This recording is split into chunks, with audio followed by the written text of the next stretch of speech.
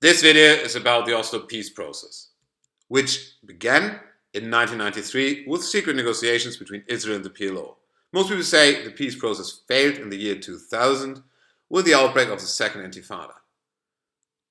During the time of the peace process, very important were Yitzhak Rabin, Shimon Peres on the Israeli side, and on the side of the PLO, Yasser Arafat. Now, to understand the peace process, you need to understand the Israeli-Palestinian conflict. There are a few key points. There's so many emotions involved on both sides that a rational solution is very hard to come by. The status of Jerusalem is of massive importance because Jerusalem is essential in both religions, so essential for the Jews and for the Muslims. There are territorial aspects, who gets what land, and the question of Israeli settlements in the West Bank and the Gaza Strip. Some Palestinians demand the right to return, meaning they want to return to mainland Israel. Very critical one, more to that later. And of course, from the Israeli point of view, the state of Israel should be secure and she should have the right to exist. Now, the positions.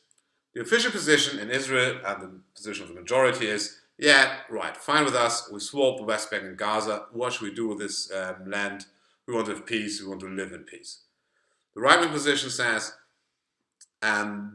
we have seen what happened in the past, constant terrorist attacks, let's annex the West Bank and sort out this problem once and for all.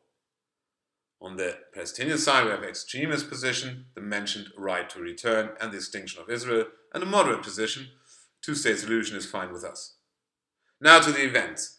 But before coming to the events of the Oslo peace process, it's important to know that there was a major step towards peace in the Middle East before, in 1978, the Camp David Accords, which led to an Israeli-Egyptian peace treaty, and the concept of Palestinian self-government was born.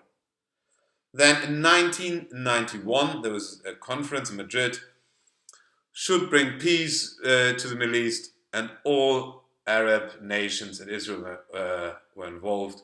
Too many, no solution, not a great surprise. So the PLO and Israel decided to enter one-to-one negotiations, and they came to a solution and signed the so-called Oslo I Treaty in September 1993.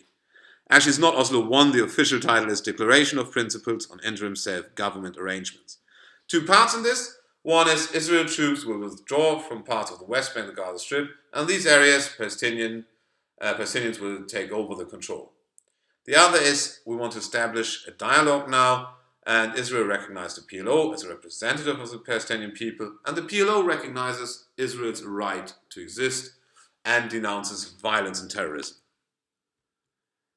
First, it has to be mentioned that Rabin, Peres, and Arafat received the Nobel Peace Prize, and then the reaction in Israel and the Palestinian reaction.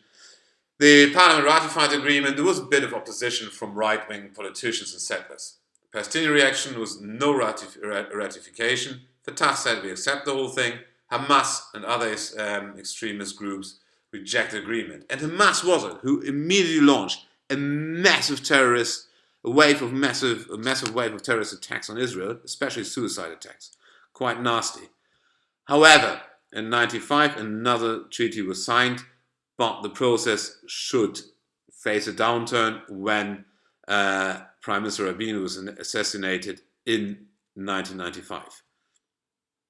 Then Israel started the tit-for-tat policy because the Palestinians used to condemn violence, but terrorists were then brought to the police station and through the back door released, so revolving door policy. That was enough for Israel. Confirmation of Oslo II by river. Negotiation failed to find a new way, and in the year 2000, the Second Intifada broke out, and then most people say, the peace process died. But it also led to the division of the Palestinian people and the immense terrorist attacks of Hamas against Israel. So you could say, peace process has failed, peace process is dead. But keep in mind, it failed not entirely, because we have now a dialogue between Israel and the PLO. And some areas of the West Bank and the Gaza Strip are under self-government by Palestinians. And this showed a possible solution, however far it is, a possible, peaceful and sustainable solution for the Palestine problem or the Middle East conflict. That was the Oslo peace process in 5.